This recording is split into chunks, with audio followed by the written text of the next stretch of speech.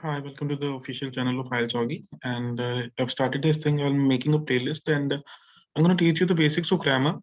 These are going to help you in IELTS for sure, and other English aptitude exams. But for Indian exams also, as in when you're referring to something for jobs or something, then also the English part can be aided by these videos. I'll not make these videos long because I know grammar is not your. You do not take a shine to this, but I'll teach only 5 concepts in one video, and I'll make the next one. So today we're going to start with the concept subject verb agreement, and I'll be dealing with only a part of it, only 5 slides, and then you'll get to know some basics. And these are very helpful for IELTS students for sure because they make these grammatical errors, you know, in a very large quantity, I would say. And I've evaluated about maybe 200 essays and task ones, and I've seen these errors being prevalent over there. So let's start. As in subject verb agreement, I would not go into the nitty-gritty of this terminology. You know, subject is one that is before the verb, and verb is one that is displaying the action that is being done or that is happening in the sentence, or clause, as in if I have to be precise. First, let's talk about something very basic, that what is singular and what is plural. It's all about identifying the subject in the sentence and then assigning the verb. As in, I'm using the term sentence to make it easy for you, but the actual term is clause. So, as in, you first have to identify what the subject is, and then you can assign a verb to the clause and or the sentence, and your sentence is, I would say, a bonanza. Let's say, let's see. So this is your sentence. I'll start with something very, very basic.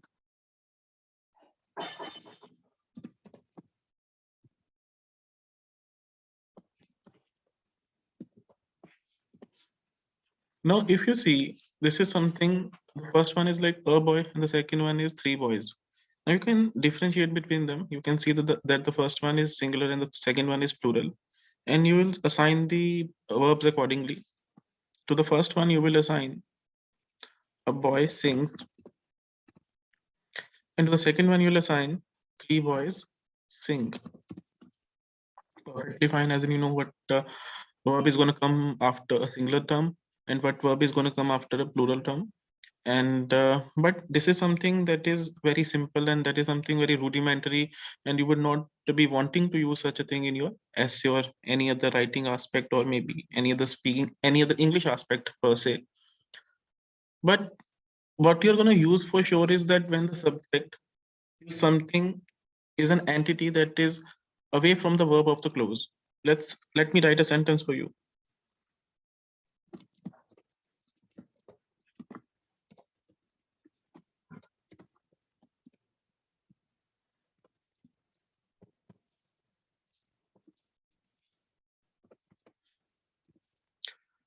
The boys of Amritsar dash here. Now, if you see, as in, because the verb is going to come before here and after Amritsar, you might get confused that Amritsar is the subject and you could assign a singular verb because Amritsar is singular. But that is not the subject. Remember, before the first preposition of the sentence or the clause, you get the subject. Before the first preposition of the clause, you get the subject or the, or yeah, or only the subject, I would say. So consider, as in it's a shortcut, consider this thing that you get wherever you see a preposition, the first preposition of the clause, and you have to see something before that. The term that is before that is the subject of the clause or the sentence. So here, Amritsar is not the subject, so that is not gonna decide the verb. The subject is the boys. Since this term is plural, the verb will be plural for sure. Plural for sure. So the boys of Amritsar are here. Now let's make it more complex.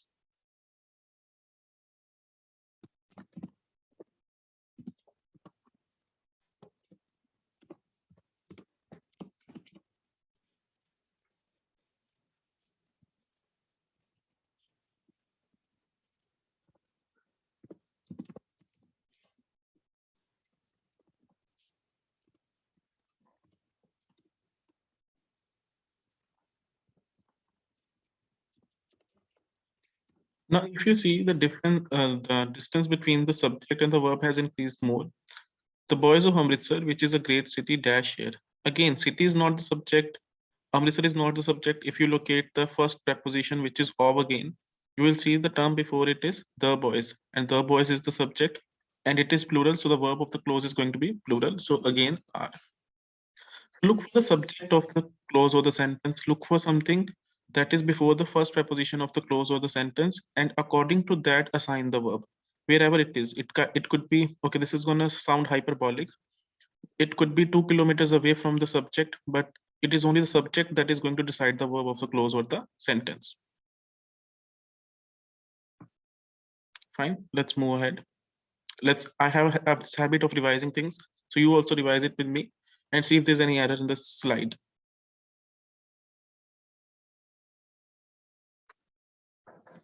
Fine. Now let's talk. Okay, here I would like to add something actually, which is a very prevalent structure that you use in your IELTS maybe. The structure is called one of blah blah blah. First of all, let's see this thing that you sometimes write one of my friend. First of all, you have to have a collection to take one element out of it. So it can never be one of my friend. My friend is one. So how can you take one out of that? It has to be something in plural so that you can take one entity out of it. So it has to be something plural out of this. It has to be something plural after this structure. So one of my friends, first of all, not friend.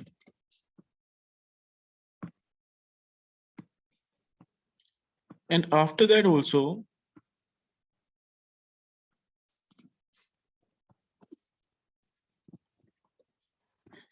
if you see, the first preposition is of.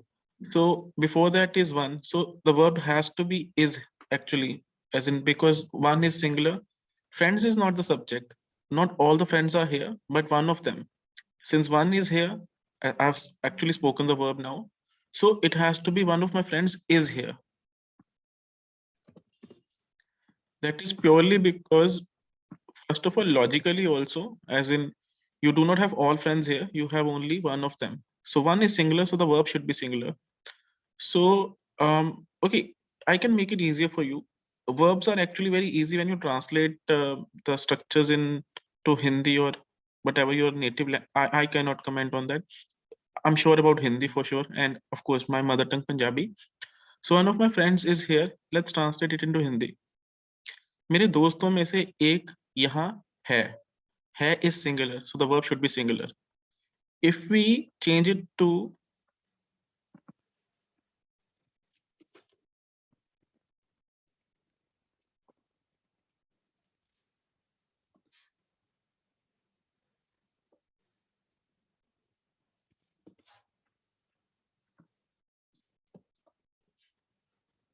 now see this thing.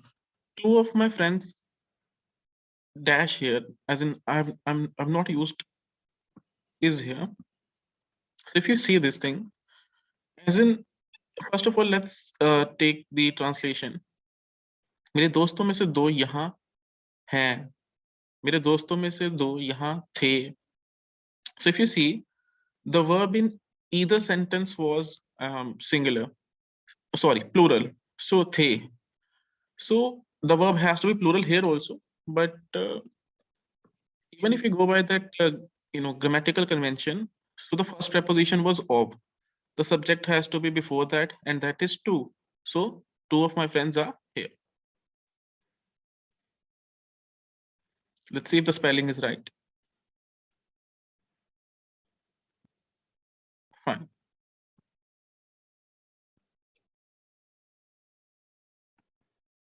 Develop this habit of revising your things, and that is gonna come in useful.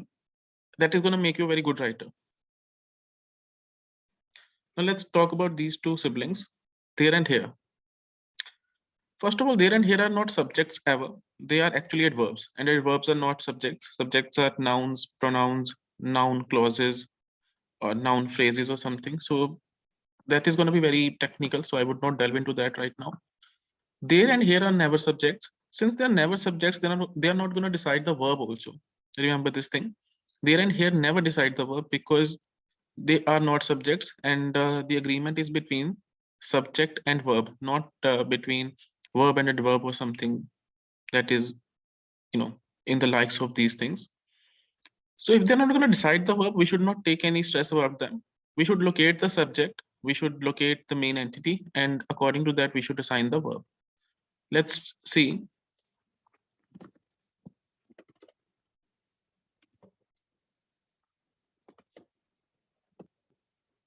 I'm sorry, I dropped the ball here.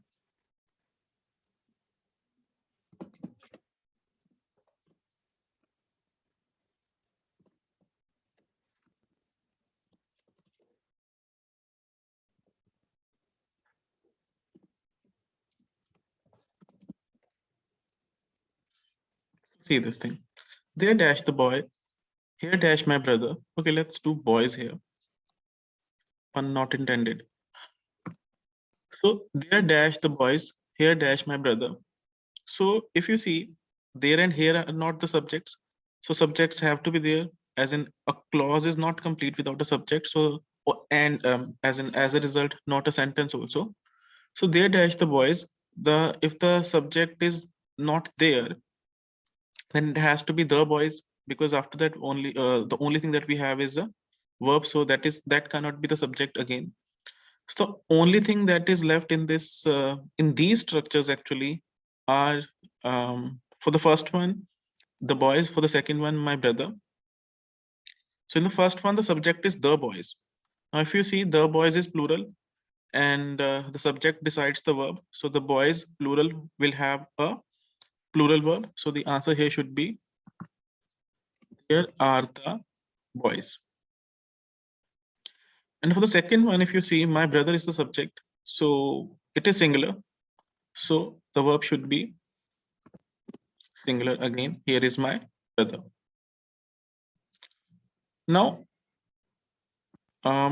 there's an exception, or maybe there are some special cases also. Let's delve into them also.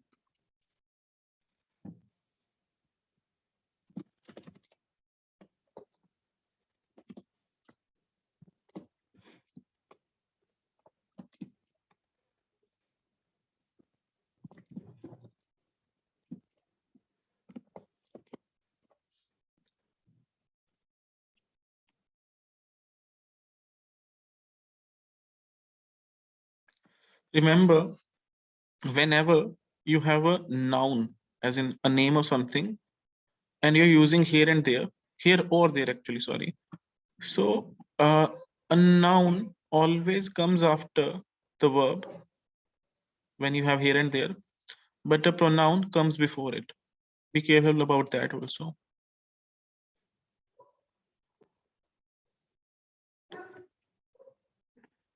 Here comes my brother. I've actually used a noun phrase here.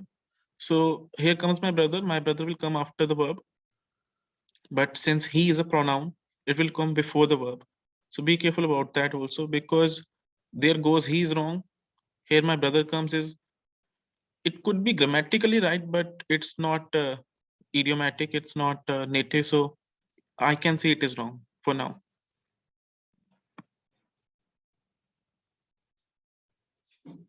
Now, this is not about numbers for sure, but I want to delve into something in regard to these structures: a number of, the number of, and the remaining shebang. So let's see.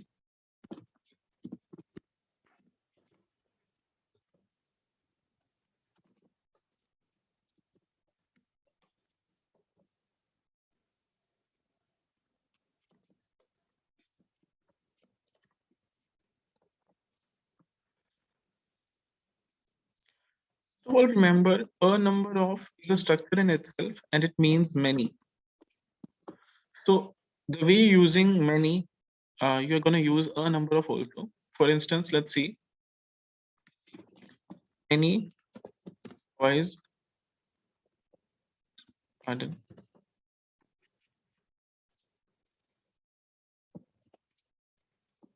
Many boys are here. Now, as I said before also, remember that verbs are very easy when you translate them. So many boys are here, बहुत सारे लड़के यहाँ है, so that है is plural. So बहुत सारे लड़के, so many boys, and it's as in by its English version also, it is conspicuously plural. So many boys are here.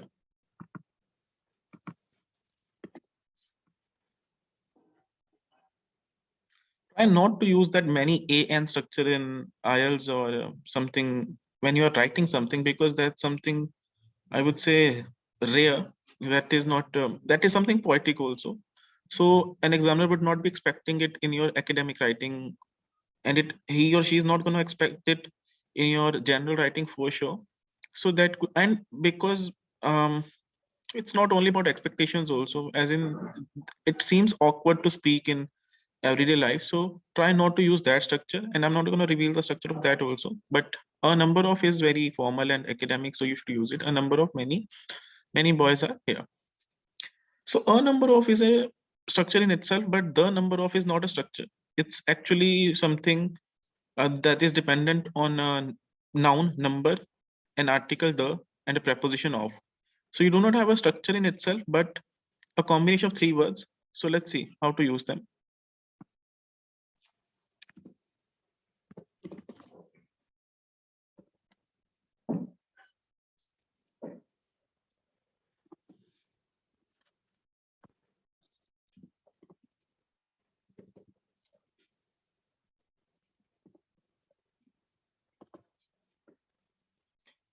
If you consider this thing, the number of boys died 32. I don't want to make it difficult for you any further. So just translate it. लड़कों का number 32 है. The numbers of boys dash 32 and 44. लड़कों के number 32 और 44 हैं. So if you see in the second one, it was plural. In the first one, it was singular. And also, if you see, as I told you, the subject is always before the first preposition, and I've used the same preposition here of. So the number of boys is 32. The number of boys are, sorry, the numbers of boys are 32 and 44.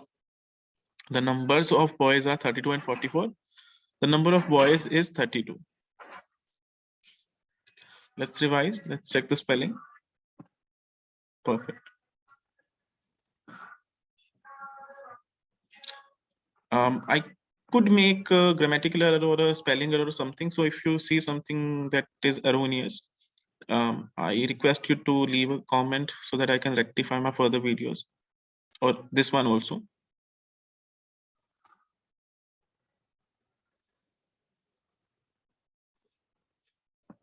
Fine, perfectly fine. So let's move on to the next part, quantifiers. You do not need to know the jargon, as in the, I would say, the technical terms of grammar or something, but even if I can, if I make, there's a very fancy term in English. What's that called? I've forgotten, perhaps. I'll tell you, as in if I remember through this video.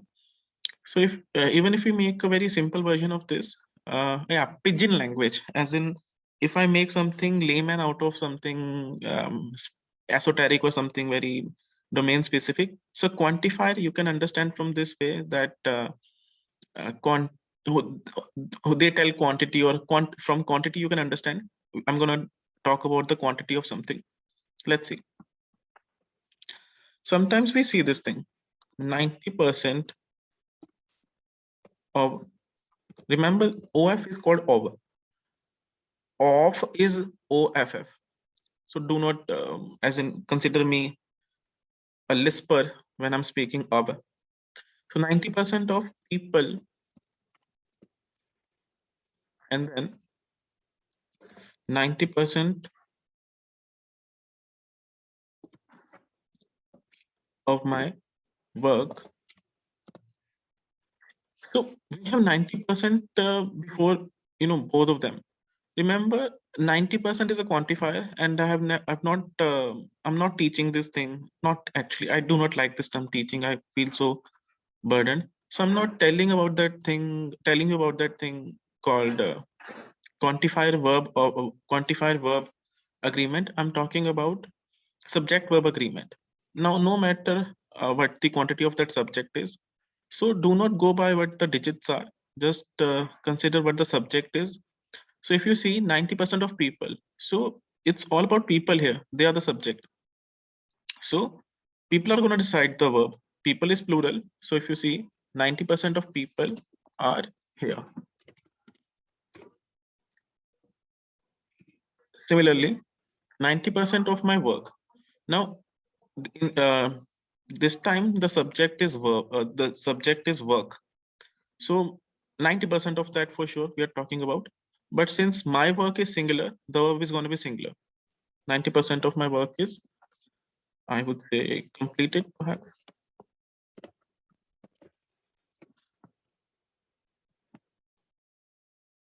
I'm good at spelling, I guess. Okay, 90% of people are here. 90% of my work is completed. That way. Let's do another example to make it clearer to you. Consider this thing.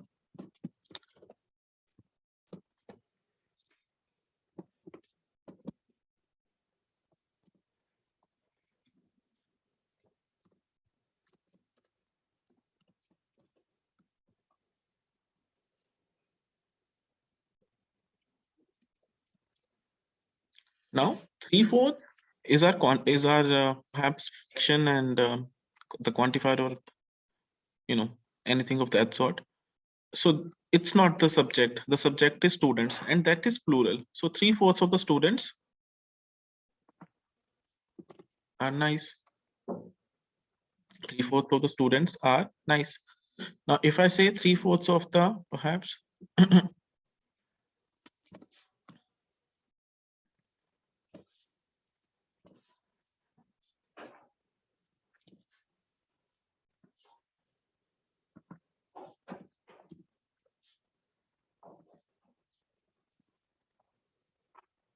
now suppose you've gone to a house and you're not liked everything about it, and you have not perhaps you have just liked, perhaps there are 4 rooms, okay, and you have liked only 3. So you can say you have liked this, you have liked 70% of the 75% of the house. So you can say 3/4 of the house is nice, just that 1/4 is not right, the 4th room. But since the subject is house, the house, it's singular, the verb should be singular. So 3/4 of the house is nice. 3/4 of the students are nice. 90% of my work is completed. 90% of people are here. Fine. Cha-ching.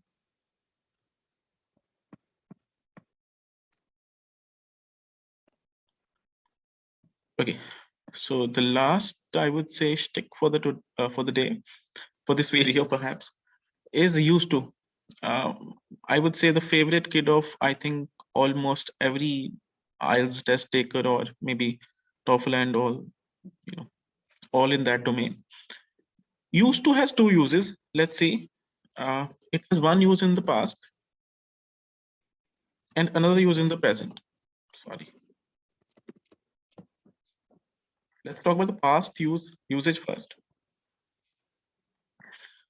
Past thing used to is used to refer to perhaps something that was your activity, that is not right now in practice, but you had this activity perhaps in train or in progress in the past, or you used to do it. That is the structure actually.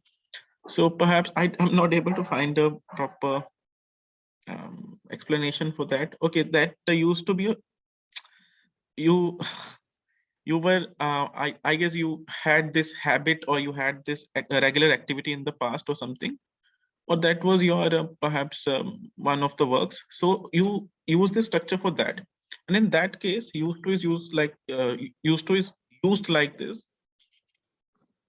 Used to plus v1, like I used to work. I don't want to take the name of the organization.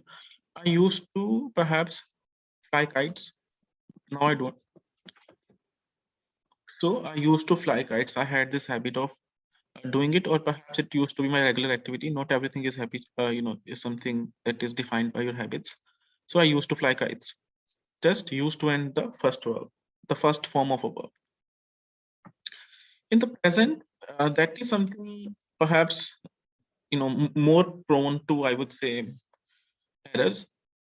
In that way, as in when you talk about something of which you have a habit in the present, you do not say I used to fly kites. That would refer to something that was your activity in the past. For the present scenario, you would use this structure.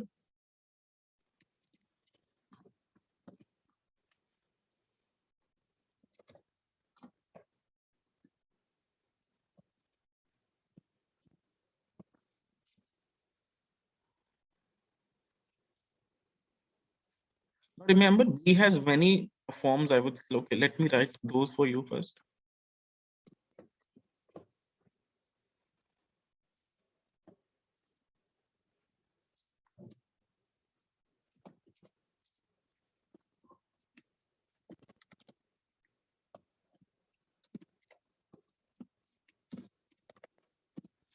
These is, am, are, was, were, being, been. Okay, so you have to use one of these corresponding to what the subject is. So be used to plus v1 ing.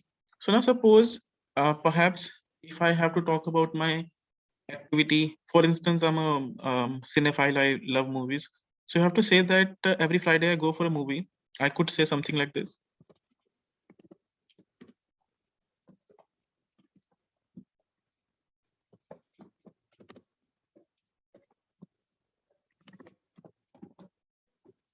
I am used to watching movies every Friday. Remember, if I said I used to watch movies every Friday, that would signify to the listener that I don't watch them now. But that is not the state of affairs. I actually do it now also. That is my earmark right now also. So I would use I'm used to watching movies every Friday. Be plus used to plus v1 ing. And I've told you the forms of be. Let's say in place of myself, I'm talking about perhaps my father. He's also a cinephile. In that case, it would come out to be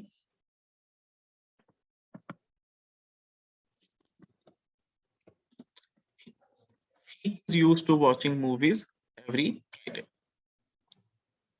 Fine.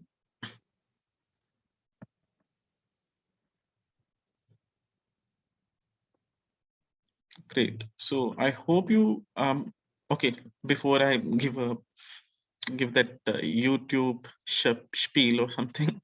Remember, as in you should not be just going by the video only. You should practice questions. I'm not being didactic here. I'm not being a teacher here, but because I want to fulfill the purpose of this video, because it's my product.